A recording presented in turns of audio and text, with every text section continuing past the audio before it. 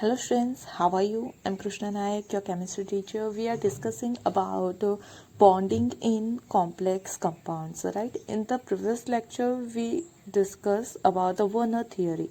उसमें हमने देखा था कि जो हमारे सेंट्रल मेटल है वो दो तरह की वैलेंसीज वो करते हैं, primary valency and secondary valency. Okay, primary valency जो है वो नेगेटिव आयंस के थ्रू सेटिस्फाई होती है एंड जो सेकेंडरी वैलेंसी होती है वो लिगांड के थ्रू सेटिस्फाई होती है. ओके, अब आज हम सेकंड थियरी पढ़ने जा रहे हैं जो भी बॉन्डिंग के रिलेटेड ही है. ओके, वो है हमारी valence bond theory. Valence bond theory. Okay, उसे हम वीबीटी भी कहेंगे, VBT. It's a quite important for you. Okay, exam में इसके रिलेटेड क्वेश्चन मोस्ट प्रोबेबली होता है. ओके, फर्स्ट देख लेते हैं कि ये थियोरी किसने डेवलप की थी. This theory was developed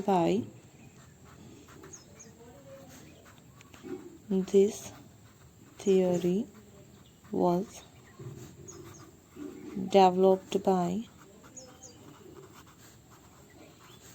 Linus Pauling. Okay, उन्होंने फर्स्ट वीपीटी का कॉन्सेप्ट दिया था. जैसे कि हमने वर्नर थियोरी में पढ़ा कि जब भी कोऑर्डिनेशन कंपाउंड फॉर्म होता है, ओके, तो उसके अंदर कोऑर्डिनेट कोवेलेंट बॉन्ड होता है. Okay, ligand and central metal के बीच में क्या होता है, coordinate covalent bond, right. In coordination compound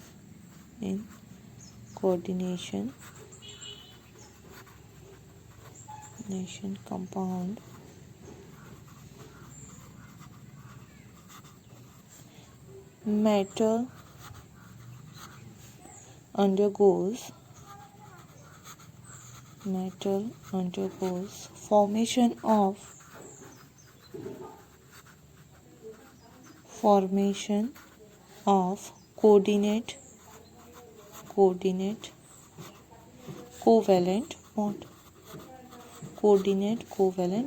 okay, चलो, जब कोऑर्डिनेट कोवेलेंट बॉन्ड फॉर्म करना होता है तो उसमें दो तरह के हमारे पास एलिमेंट्स चाहिए. एक होगा जो इलेक्ट्रॉन डोनेट करेगा, दूसरा होगा जो इलेक्ट्रॉन एक्सेप्ट करेगा. ओके, तो जब कोऑर्डिनेट कोवेलेंट बॉन्ड फॉर्म होता है कॉम्प्लेक्सेस में, तब लिगेंड क्या करता है, तो मेटल जो इलेक्ट्रॉन है वो क्या करेगा, उसका डोनेट करेगा. ओके, तो मतलब उसके पास होने चाहिए lone pair of electron in which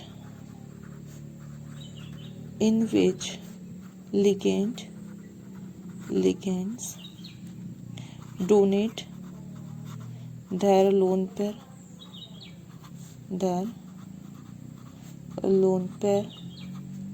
and metal accept that electrons. For this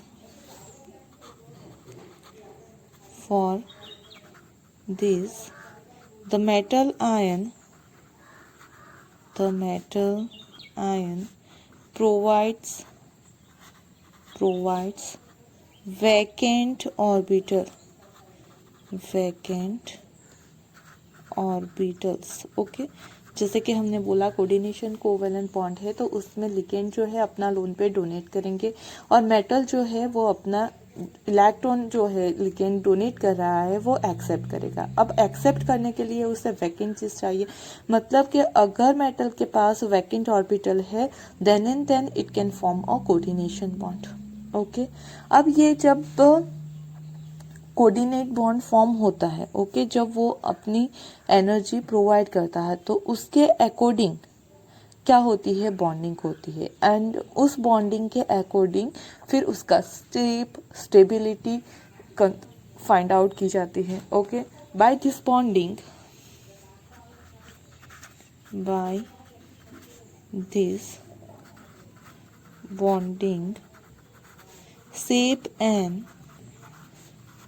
shape and stability, shape and stability of complex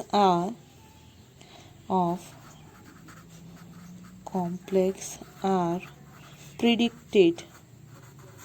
okay उन्होंने क्या बोला कि जब बॉन्ड फॉर्म होता है उसी के अकॉर्डिंग उसका शेप एंड स्टेबिलिटी प्रिडिक्ट की जाती है. ओके अब जब बॉन्ड फॉर्म होता है तो उसमें क्या होता है, तो पहले ये जो वैकेंट ऑर्बिटल है वो हाइब्रिडाइजेशन उसका होता है. ओके वैकेंट ऑर्बिटल का क्या होता है, तो हाइब्रिडाइजेशन होता है और उसके बाद वो उस ऑर्बिटल को क्या करती है, तो प्रोवाइड करती है.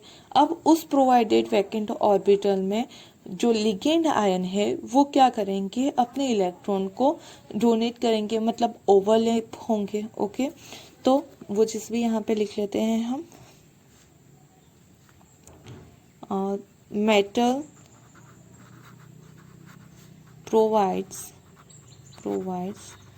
vacant orbital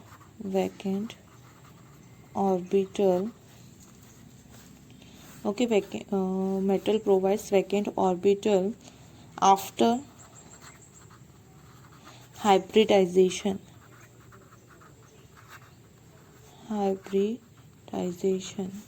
and that orbital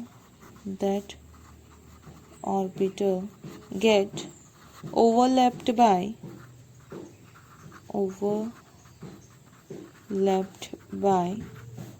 ligand. Okay वो लिगेंड के थ्रू ओवरलैप होगी. अब देखो ये हाइब्रिडाइजेशन कैसे होता है उसकी बात करते हैं. तो hybridisation of orbital depends on type of ligand. Okay hybridisation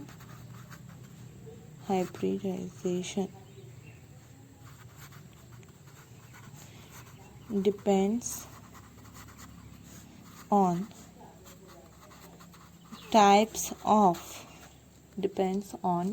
of ligand. If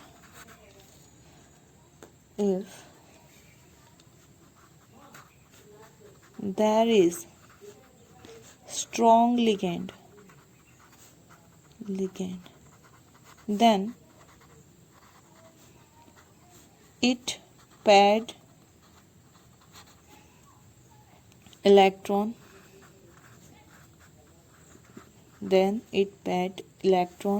of CMA and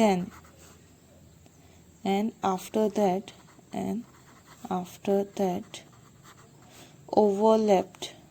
overlapping carried out. Okay आप जब एग्जाम्पल देखोगे तब ज़्यादा पता चलेगा, लेकिन क्या देखना है, तो जब भी स्ट्रॉन्ग लिगेंड होगा तब पहले इलेक्ट्रॉन जो है उसका पेयरिंग होगा. ओके ये याद रखना है. स्ट्रॉन्ग लिगेंड क्या करता है, पेयरिंग करता है. Okay due to that pairing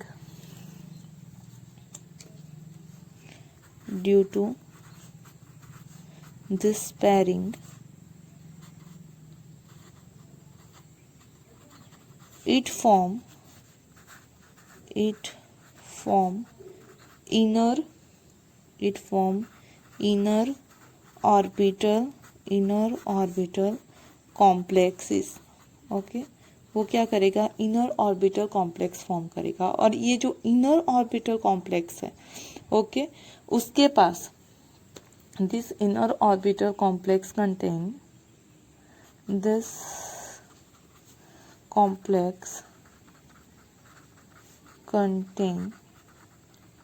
low spin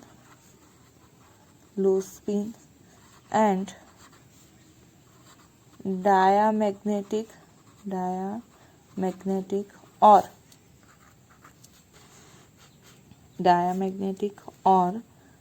low paramagnetic lower less जो भी है आप दो की जगह less paramagnetic. This complex contain low spin and diamagnetic or less paramagnetic behavior. Okay आई पर समझ में, मतलब स्ट्रॉन्ग लिगेंड होगा तो वो क्या करेगा, सेंट्रल मेटल के जो भी इलेक्ट्रॉन है उसका पेयरिंग करेगा। अगर वो पेयरिंग करेगा तो उस वजह से number of low unpaired electron है वो लो हो जाएंगे। अगर अनपेयर इलेक्ट्रॉन लो है तो वी कैन से दैट उसकी स्पिन भी क्या है, लो है।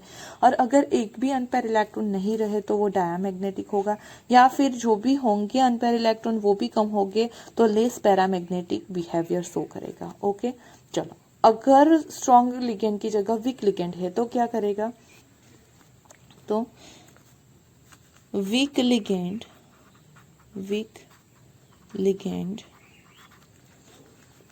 Form outer orbital complexes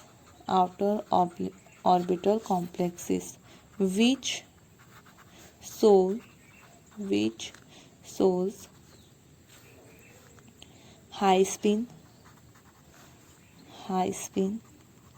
and high paramagnetic behavior.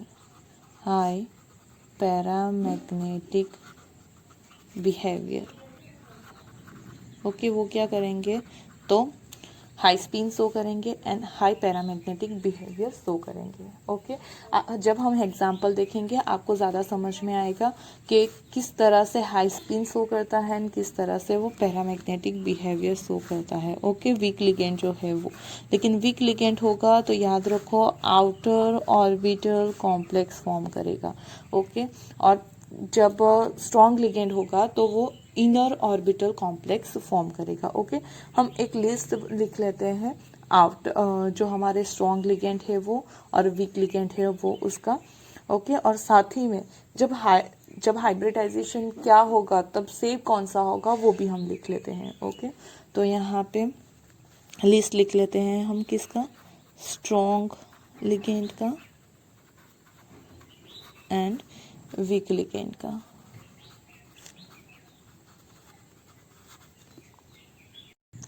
तो हमारे जो स्ट्रॉन्ग फील्ड लिगेंड है उसमें आता है CO,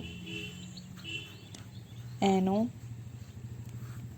CN minus, NO2 minus, ethylene diamine and NH3। Most common जो हम यूज़ करते हैं उसमें से ये सारे जो है वो हमारे स्ट्रॉन्ग फील्ड लिगेंड है। Okay carbonyl, nitrosyl, CN minus, cyanido, nitro और nitrito, EN, okay ethylene diamine and ammine, हमारा जो अमोनिया है वो सारे क्या है, तो strong field ligand. Okay weak field ligand कौन कौन से हैं, तो I minus, Br minus, Cl minus, F minus, means के हमारे सारे जो हेलोजन है, हेलाइड्स है, they are weak field ligand. OH minus weak field ligand में आता है। Okay H2O week field ligand में आता है। ऑक्सलेटो वीक फील्ड लिगेंड में आता है। ओके तो ये सारे जो है वो हमारे वीक फील्ड लिगेंड है एंड S-2 भी वीक फील्ड लिगेंड में आएगा। ओके तो ये सारे जो है वो हमारे वीक फील्ड लिगेंड है, जबकि ये सारे हमारे स्ट्रॉन्ग फील्ड लिगेंड। अगर यहाँ पे मतलब क्या है, इसमें से कोई भी कंपाउंड प्रेजेंट है, इसमें से कोई भी लिगेंड प्रेजेंट है स्ट्रॉन्ग वाले में से, तो वो सेंट्रल मेटल एटम के जो इलेक्ट्रॉन है उसका पेयरिंग कर देगा, अनपेयर इलेक्ट्रॉन का भी पेयरिंग कर देगा, और ये ऐसा कुछ भी नहीं करेगा। ओके तो ये हमारा टेबल हो गया। चलो अब दूसरी एक चीज देखते हैं, हम लिख लेते हैं hybridisation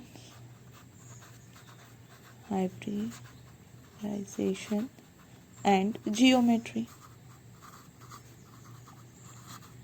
okay hybridization and geometry, कौन से हाइब्रिडाइजेशन में कौन सी जियोमेट्री होगी उसकी बात कर लेते हैं, और साथ ही में यहाँ पे कोऑर्डिनेशन नंबर भी ऐड कर लेते हैं हम कि कौन से कोऑर्डिनेशन नंबर के लिए कौन कौन सी पॉसिबल है। ओके चलो अगर कोऑर्डिनेशन नंबर 4 है then we have 2 possibilities. Okay एक तो sp3 हाइब्रिडाइजेशन है, हो सकता है, या फिर dsp2 हाइब्रिडाइजेशन पॉसिबल है। अगर sp3 हाइब्रिडाइजेशन पॉसिबल है इन दैट केस जियोमेट्री हो जाएगी टेट्राहेड्रन। ओके और अगर dsp2 हाइब्रिडाइजेशन है तो फिर हो जाएगी हमारी स्क्वायर प्लेनर। ओके चलो आगे देखो, अगर कोऑर्डिनेशन नंबर 5 है, in that condition we will get sp3d hybridisation. Okay, तो हो जाएगी trigonal pyramid bipyramidal, trigonal bipyramidal geometry. Okay, और अगर कोऑर्डिनेशन नंबर 6 है तो अगेन टू पॉसिबिलिटीज है, sp3d2 and d2sp3। Okay, and for the both shape will be, geometry will be octahedron।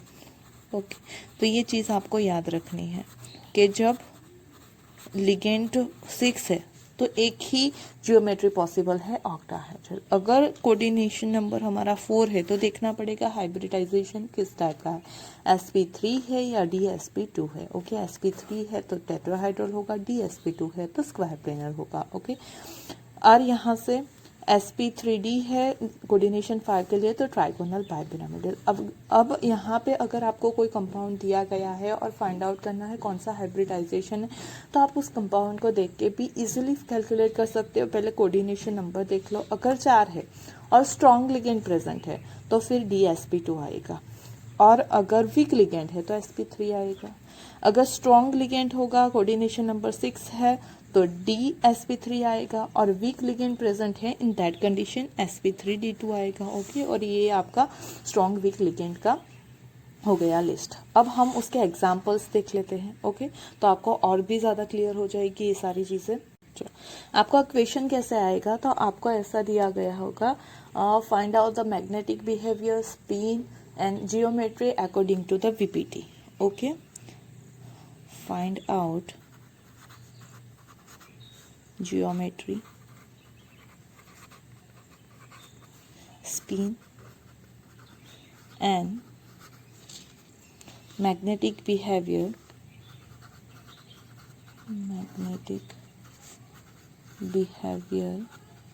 according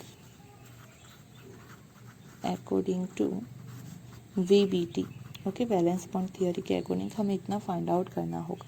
चलो, first compound के लिए find out करते हैं। Suppose we having a compound CO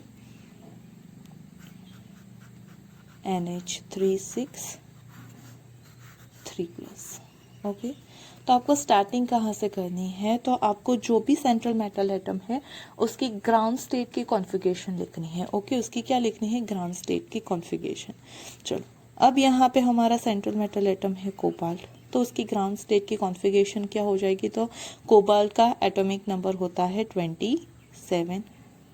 okay, उसका atomic number है 27। चलो, तो कॉन्फ़िगरेशन हो जाएगी आर्गोन, जिसमें 18 इलेक्ट्रॉन कंप्लीट हो गए।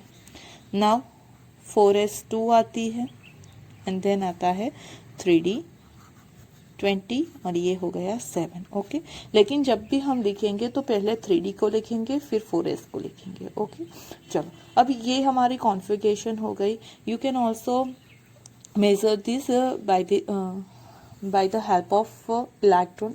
Okay, now represented by help of electron. यहाँ पे हमें दूसरा स्टेप क्या करना है, तो कोबाल्ट का ऑक्सीडेशन स्टेट फाइंड आउट करना है। जो कोबाल्ट है उसका ऑक्सीडेशन स्टेट क्या हो जाएगा, तो +3। हमने बहुत बार फाइंड आउट किया है, तो आप उससे अकॉर्डिंग अब आप भी यूज टू हो जाएंगे। डायरेक्ट लिख सकते हो या फिर उसी मेथड का यूज़ करके यहाँ पे फिर से फाइंड आउट कर सकते हो। मतलब कि हमें फिर से लिखनी है कोबाल्ट 3+ की कॉन्फ़िगरेशन। चलो, अब 3+ कॉन्फ़िगरेशन के लिए क्या होगा, तो कोबाल्ट 3+ की कॉन्फ़िगरेशन में पहले इलेक्ट्रॉन जाएगा 4s से, 4s के 2 इलेक्ट्रॉन चले जाएंगे और यहाँ से 1 इलेक्ट्रॉन। तो अब कोबाल्ट 3+ की कॉन्फ़िगरेशन क्या आ जाएगी यहाँ पे, तो आर्गोन 3d6 हो जाएगी। ओके, उसकी कॉन्फ़िगरेशन क्या हो जाएगी, आर्गोन 3d6। ओके, ये 2 और यहाँ से एक टोटल 3 इलेक्ट्रॉन रिमूव हो गए और कोबाल्ट 3+ फॉर्म हुआ, क्योंकि हमारे कंपाउंड में कोबाल्ट एज अ +3 है। ओके, तो अब उसकी मैं यहाँ पे कॉन्फ़िगरेशन ड्रॉ कर देती हूँ। आर्गोन की ड्रॉ करने की ज़रूरत नहीं है, तो ये हो गया हमारा 1 2 3 4। ओके, 5 सब सेल हो गई डी की। फिर 3d के बाद आएगा 4s। ओके, और 4s के बाद आता है 4p। चलो, s की 1 एंड p की 3। नाउ सी, ध्यान से देखना। अब मैं पहले 6 इलेक्ट्रॉन को यहाँ पे रिप्रेजेंट कर देती हूँ, 1 2 3 4 5 एंड 6। ओके, इतना हो गया क्लियर। नाउ अब हमें क्या करवाना है, तो यहाँ पे हमें लिगेंड एंटर करवाना है। ओके, हमारा कंपाउंड में जो कोबाल्ट था वो +3 फॉर्म में है, तो हमने +3 फॉर्म तक की इलेक्ट्रॉनिक कॉन्फ़िगरेशन लिख दी है। Now we have to enter the ligand. अब हमें ये चेक करना है लिगेंड किस टाइप का है। तो देखो हमारा जो NH3 लिगेंड है वो किस में आता है, स्ट्रॉन्ग लिगेंड में। और स्ट्रॉन्ग लिगेंड क्या करता है, पैरिंग करता है। स्ट्रॉन्ग लिगेंड क्या करता है, पैरिंग करता है। तो यहाँ पे हम लिख देते हैं okay, due to the strong ligand electron will be packed. Okay, due to strong ligand electron gets paired, electrons get paired before overlapping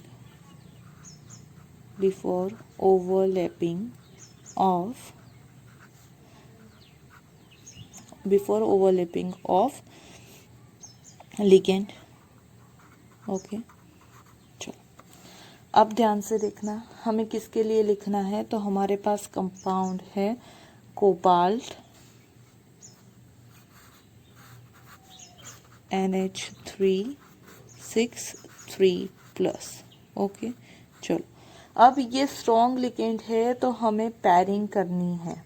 okay, चलो पहले मैं क्या कर देती हूँ, तो ऑर्बिटल्स लिख लेती हूँ, 1 2 3 4 5 और ये 3। चलो अब ये हमारी हो गई 3D ऑर्बिटल, ये है हमारी 4s और ये है हमारी 4p ऑर्बिटल। हमने क्या कहा कि ऑलरेडी देखो यहाँ पे तो पैर इलेक्ट्रॉन है। अब ये स्ट्रॉन्ग लिगेंड है, जो NH3 है वो स्ट्रॉन्ग है, तो उस वजह से ये 4 अनपेयर इलेक्ट्रॉन भी क्या हो जाएंगे, पैर हो जाएंगे। तो यहाँ पे उसकी कॉन्फ़िगरेशन कुछ इस तरह से हो जाएगी। ओके, ये सारे जो कोबाल्ट थे उसके इलेक्ट्रॉन सिर्फ इतने में आ जाएंगे, अनपेयर इलेक्ट्रॉन की पैरिंग कर देगा कौन, NH3 due to the strong ligand.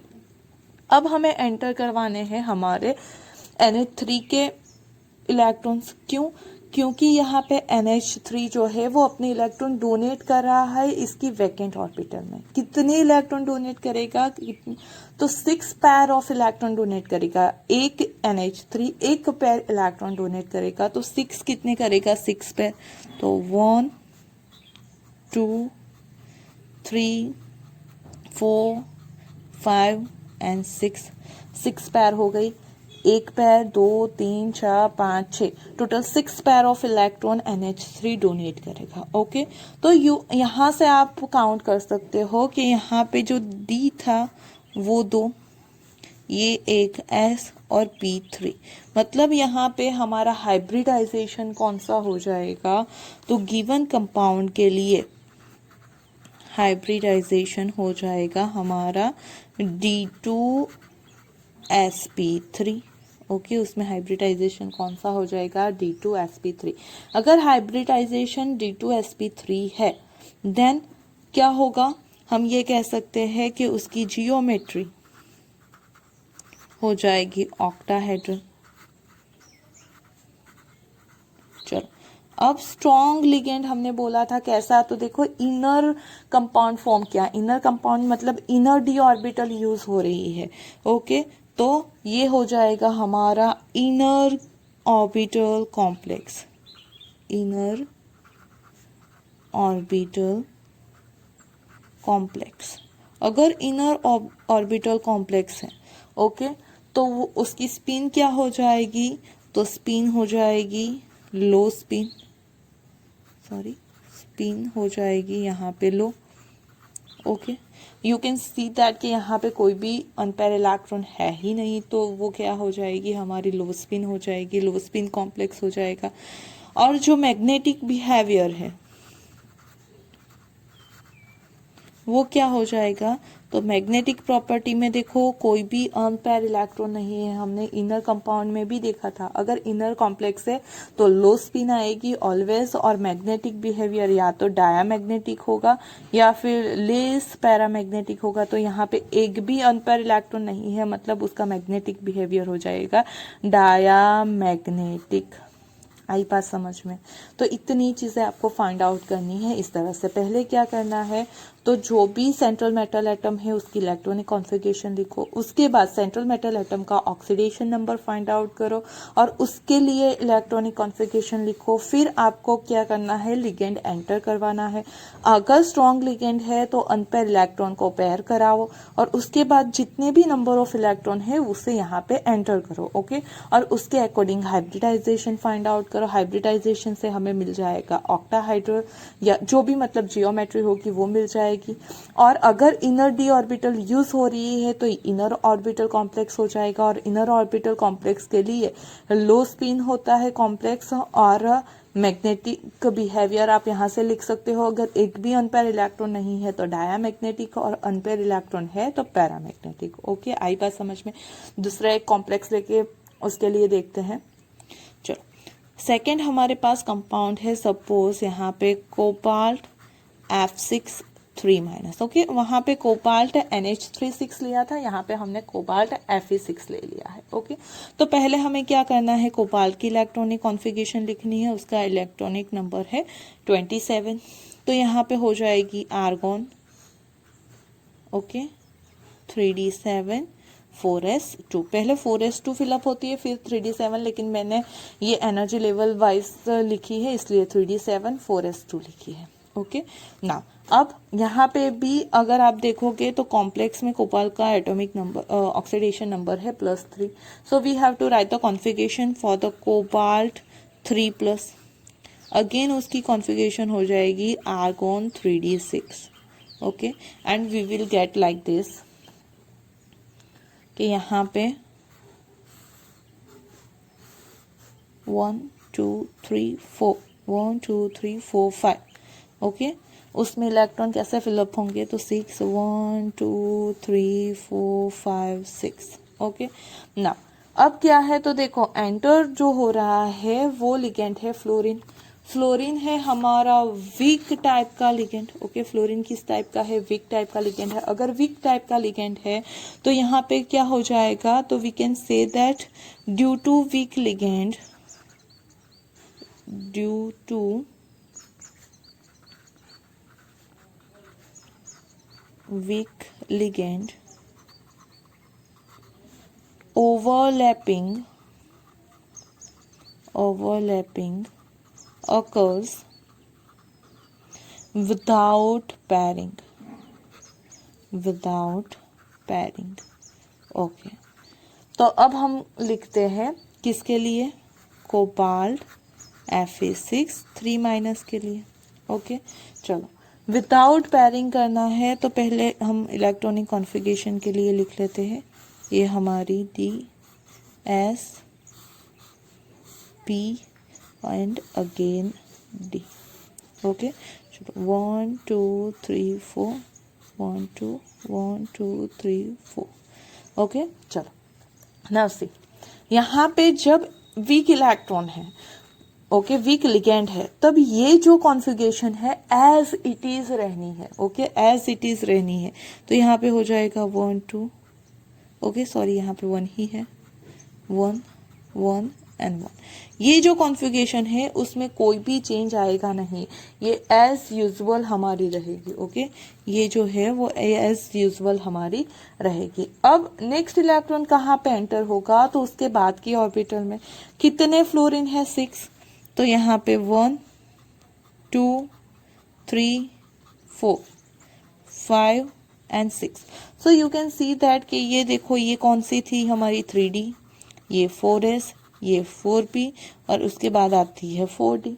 तो हाइब्रिडाइजेशन इसका क्या हो जाएगा, तो देखो हाइब्रिडाइजेशन जो है उसमें कौन कौन से ऑर्बिटल लिगेंड यूज कर रहा है ओवरलैपिंग के लिए, तो वो यूज कर रहा है यहाँ पे 1s 3p एंड 2d लेकिन ये डी जो है आउटर ऑर्बिटल है, इसलिए वो पीछे आ गया, sp3d हो गया, d2 हो गया हमारा। ओके, d2 sp3 कब आया? जब उसने इनर डी ऑर्बिटल यूज की। sp3d2 आया जब उसने आउटर डी ऑर्बिटल यूज की। मतलब ये कॉम्प्लेक्स का टाइप क्या हो जाएगा? तो it is our outer orbital complex,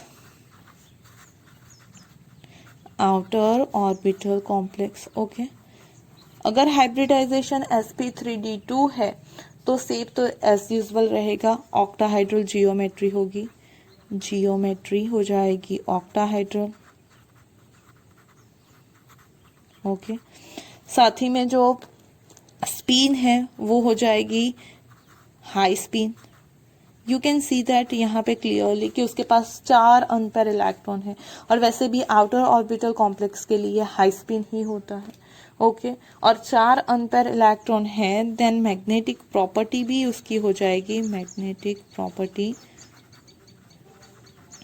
paramagnetic, और वो भी हाई पैरामैग्नेटिक। ओके, आई बात समझ में?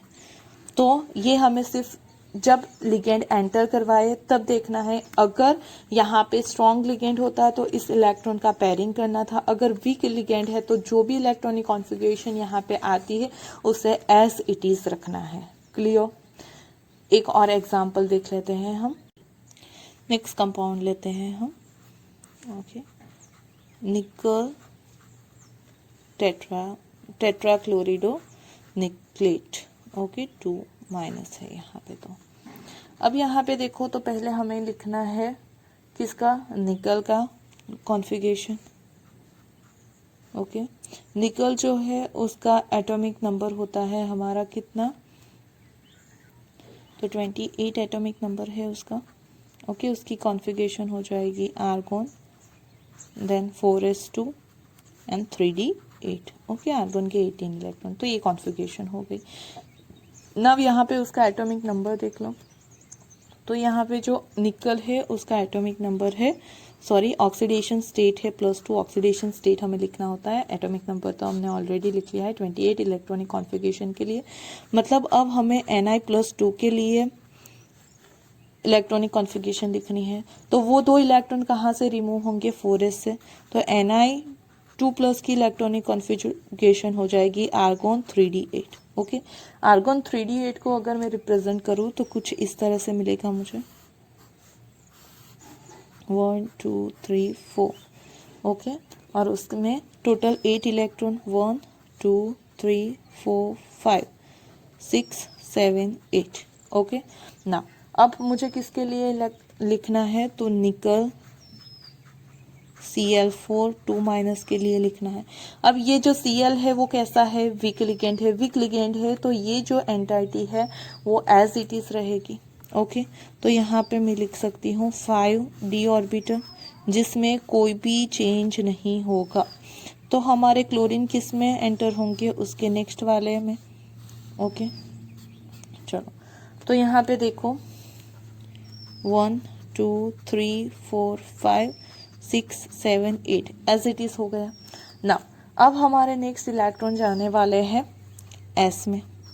ओके, जहाँ पे भी सिंगल है वहाँ पे पैर एंटर नहीं करवा सकते, इसलिए हम नेक्स्ट वैकेंट डी ऑर्बिटल में ही ये क्या करेगा? डोनेट करेगा, क्योंकि वो लोन पेयर डोनेट कर रहा है।